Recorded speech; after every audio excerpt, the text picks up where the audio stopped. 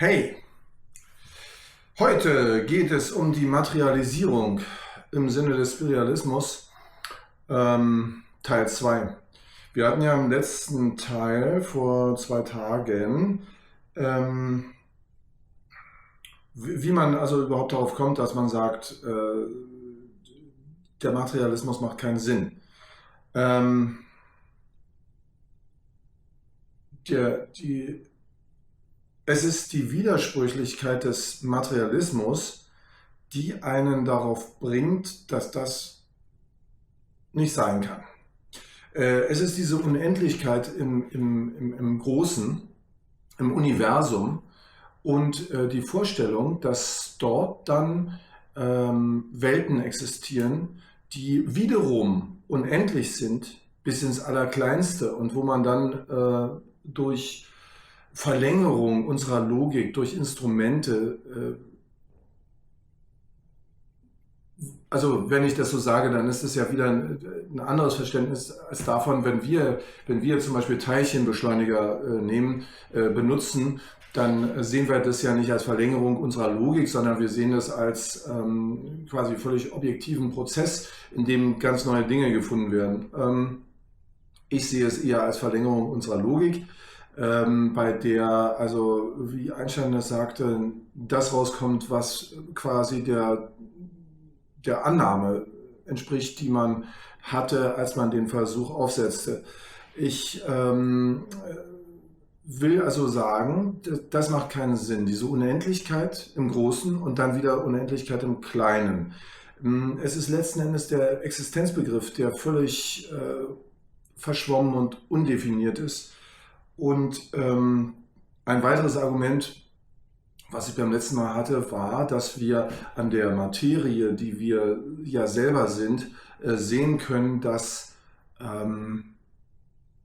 in uns eine Verbindung von Materie und Geist vorliegt. Und wenn das so ist, wenn also eine Verbindung von Materie und Geist vorliegt, zweifellos, dann kann es keinen wirklichen Gegensatz geben.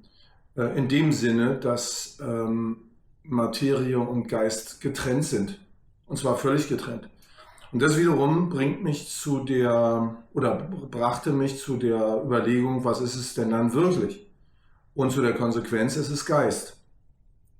Das bedeutet, es gibt einen graduellen Unterschied zwischen Materie und dem Gedanken. Beides allerdings innerhalb des Geistigen. Beides ist Geist. Materie unterscheidet sich vom Gedanken durch graduelle Unterschiede. Und ich hatte beim letzten Mal die Unterschiede der Materie in ihrem Wesen hier versucht aufzuschreiben. Materie ist jedem sichtbar. Wenn also hier 10 Leute reinkommen in den Raum, dann sehen alle den Tisch. Man könnte es auch anders ausdrücken, die Gedanken werden in bestimmte Formen gezwungen. Jeder, der den Tisch sieht, wird sagen, das ist ein Tisch innerhalb unseres Narrativs, hatte ich das genannt. Und die Stetigkeit, wenn ich morgen die 10 Leute wieder hier reinhole, dann werden die wieder den Tisch sehen. Wohingegen die Gedanken zunächst mal unsichtbar sind, meine Gedanken beispielsweise, sind den 10 Leuten, die hier reinkommen, unsichtbar. Und sie sind, das kennt jeder von sich, dann auch immer verschieden. Wenn morgen 10 Leute hier reinkommen, und dann werden meine Gedanken andere sein. Das ist sozusagen der Grund, weshalb wir davon ausgehen können, dass Materie eine graduelle Unterscheidung hat von Gedanken innerhalb des Geistes. Wenn man diesen Denkschritt vollzogen hat, dann wird man sich dessen bewusst, dass das eine ganze Menge an Konsequenzen hat, die so gravierend sind, dass man dazu tendiert, den Schritt nicht gehen zu wollen. Ich nannte das die Gravitation der Gedanken. Also wenn sich ein Narrativ herausgebildet hat, dann möchtest du davon gar nicht weg. Also ich meine, das kennen wir von unseren Narrativen, die wir haben. Es ist ja so schwer, jemanden davon zu überzeugen, wenn er nun mal die Überzeugung gefasst hat, dass dies oder jenes stimmen müsse. Und jeder kennt es von sich, würde ich sagen. Noch viel mehr ist es so, wenn eine Philosophie oder eine bestimmte Denkrichtung zu dem Grundlegendsten gehört, was wir überhaupt kennen, dann ist das insbesondere schwer. Ich kenne es von mir. Ich weiß, dass diese Geschichte mit dem Spiritualismus, das hat viele Jahre bei mir gedauert, es zu überlegen, für möglich zu halten, es für wahr zu halten, schließlich.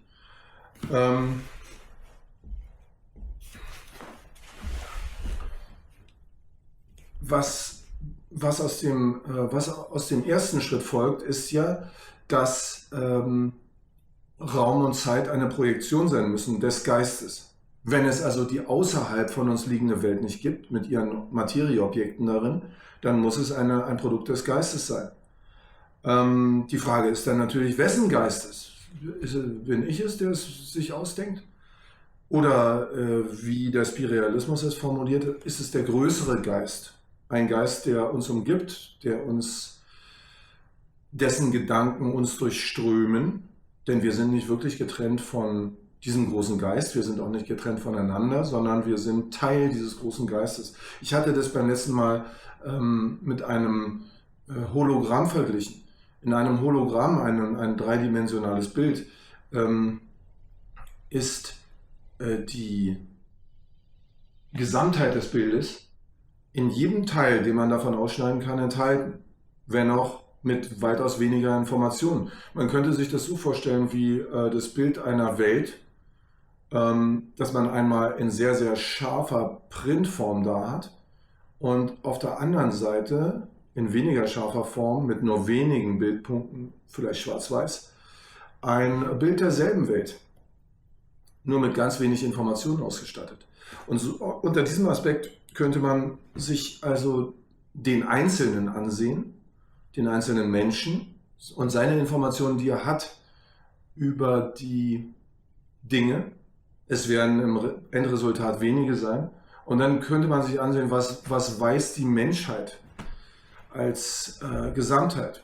Das, was die Menschheit als Gesamtheit weiß, wäre sozusagen das Gesamtbild, und das, was der Einzelne weiß, ist ein Ausschnitt daraus, was im Prinzip das Gesamtbild wieder zeigt, allerdings mit ganz wenig Information. Was ich noch eine gute Analogie fand und erwähnte, ist ein Fraktal. Ein Fraktal ist ja im Grunde eine Bildberechnung auf der Basis einer mathematischen Formel.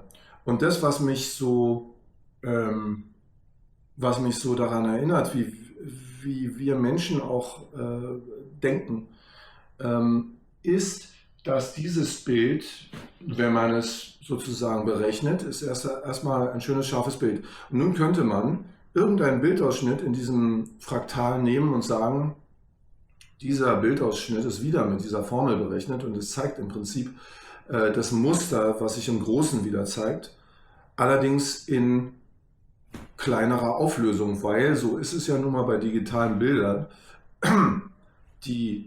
ein Ausschnitt eines digitalen Bildes ist mit weit weniger Pixeln, wie man dort sagt, ausgestattet als das Gesamte. Allerdings kann man diesen Ausschnitt wieder ganz neu berechnen und er wird wieder zu einem so scharfen Bild wie das Ganze. So, jetzt sollte es aber um diesen Materialisierungsprozess gehen und weil die Überlegung die ist, dass wir von den Gedanken des großen Geistes durchströmt werden und wir nichts anderes sind als ein Teil dieses großen Geistes. Deshalb kennen wir den Prozess, wie etwas sich verstetigt, wie etwas zu einem zwingenden Gedanken wird, wie etwas allen sichtbar wird. Und deshalb sage ich, dass der Materialisierungsprozess dieses größeren Geistes in uns auch stattfindet, in uns Menschen, und wir können ihn beobachten. Ein Materialisierungsprozess, so wie wir ihn kennen, macht einzelne Gedanken, das wäre jetzt also der einzelne Gedanke, zu Gedanken von vielen. Gedanken werden in Formen gezwungen. Also Gedanken anderer werden in Formen gezwungen. Das bedeutet, sie können sich dem nicht entziehen. Das ist diese Gravitation auch. Gedanken, etwas wird zu einem Denkobjekt anderer, ein Objekt im Ich-Universum eines anderen entsteht, in dem etwas bekannt wird. Gedanken werden in Formen gezwungen, wenn man ein Teil einer größeren Gruppe wird, die bestimmte Gedanken hat. Beispiel, Doppelpunkt, eine Gruppe mit einem bestimmten Narrativ. Und neue kommen hinzu. Neue Menschen kommen hinzu. Ich habe mal das gelesen, sowas, und das ist tatsächlich so, es gab einen Versuch, bei dem eine Gruppe von, ich weiß nicht, vielleicht 40 Leuten in einem Raum war und 2 neue Leute kamen hinzu. Und in dem Raum war eine Tafel, die war von meinetwegen rot, und die 40 Leute haben kommuniziert, dass die Tafel grün sei. Und die 2 Hinzukommenden sträubten sich zunächst gegen den Gedanken, die Tafel sei grün, und stimmten aber schließlich und endlich nach einem kleinen Prozess dem zu und wurden Teil des Narrativs. Dass sich bestimmte Gedanken aufzwingen, da gibt es also viele Worte dafür, die ich hier mal aufgeschrieben habe. Also zum Beispiel Indoktrination. Wenn also in einer Diktatur den Menschen bestimmte Denkmuster aufgezwungen werden. Ich weiß es aus eigener Erfahrung, dass im Sozialismus sich der Gedanke den Leuten einfach nicht entzog, dass der Sozialismus etwas Gutes hat, denn es stand an jeder Hauswand, es kam in jeder Sendung im Fernsehen, es war etwas, dem man sich kaum entziehen konnte. Oder zum Beispiel Mode. Wenn also die Leute die Idee haben, sie haben etwas ganz Schickes für sich entdeckt, und zwar aus eigener Kraft und eigener Überlegung, und es ist natürlich Teil einer Mode, und jeder, der 10 Jahre später die Bilder aus der Zeit sieht, der wird sagen, ja, das hatten damals alle an. Oder Massenpsychose, Stampede, Massenpanik, Social Proof. Social Proof, wir sehen das ja im Materialismus als den Beweis einer objektiven Wahrheit an, wenn viele etwas denken. Man könnte es aber auch umgekehrt sehen, dass sich als Narrativ einfach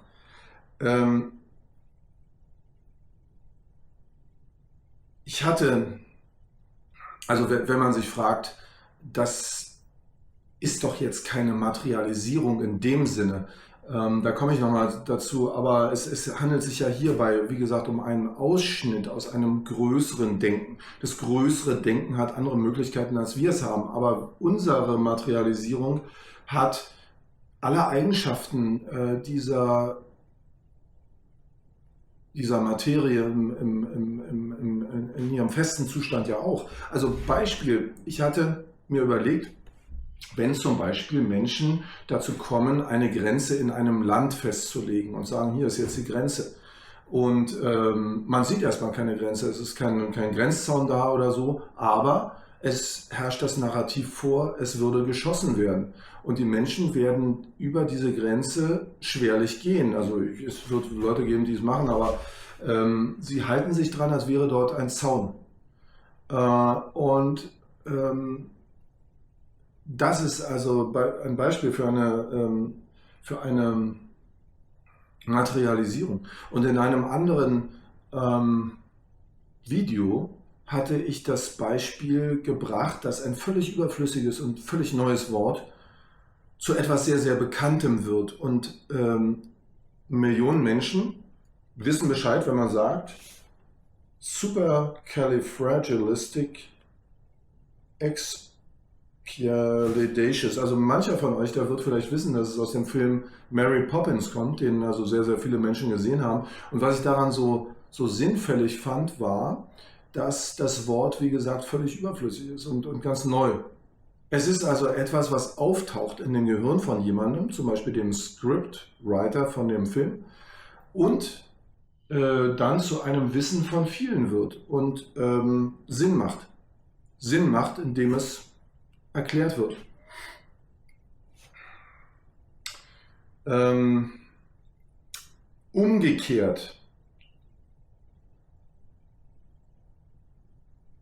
Umgekehrt, wie entzieht man sich solchen Narrativen?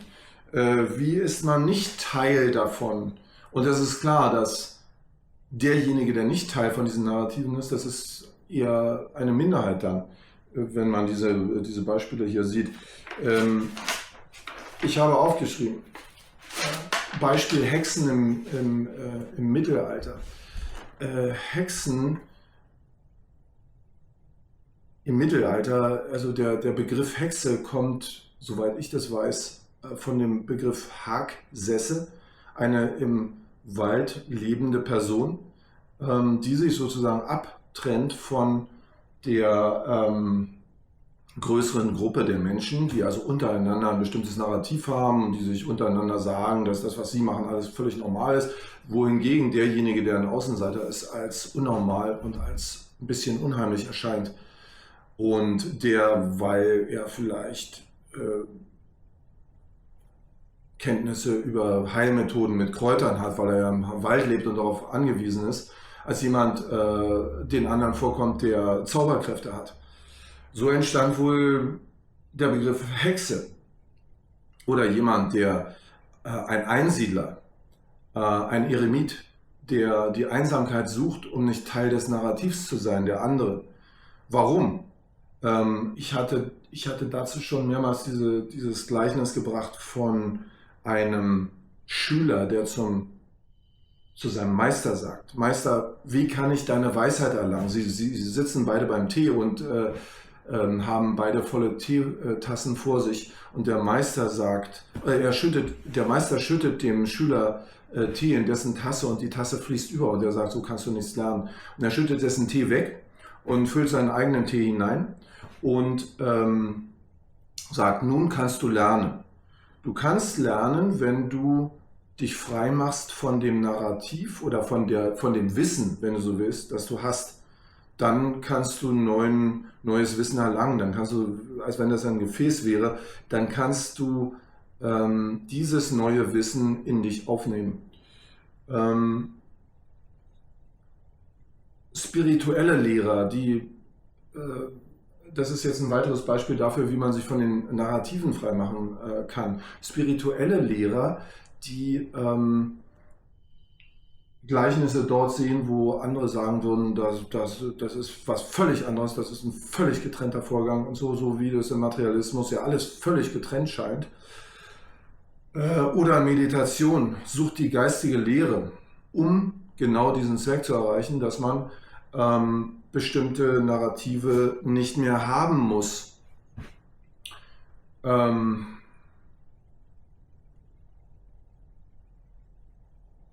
Es bleibt immer darauf hinzuweisen, dass dieser Materialisierungsprozess, von dem ich hier spreche, ist natürlich das, was wir davon erleben als Menschen. Das, was uns umgibt, und das ist die Aussage des Spiritualismus, ist auch Bewusstsein und funktioniert im Wesentlichen auf genau dieselbe Art und Weise als, wenn man so will, die Beobachtung von vielen. Wie genau dieser Informationsprozess abläuft, können wir aus unserer Perspektive nicht erfahren, weil wir ja das Produkt dessen sind. Wir sind nicht diejenigen, die, wenn man so will, wenn es ein Programm wäre, würde man sagen, die es programmieren oder die den Code schreiben oder den Code sehen können, der es hervorruft. Die Materialisierung, achso, und was ich hier noch aufgeschrieben habe, eine stärkste Form der Materialisierung in uns ist der Glaube. Nochmal ein kurzes Wort zum Glauben. Der Glaube wird ja von manchen missverstanden als etwas, ich glaube nicht, sondern ich weiß lieber. Ja? Ich möchte also nicht an irgendwas glauben müssen, sondern ich möchte wissen.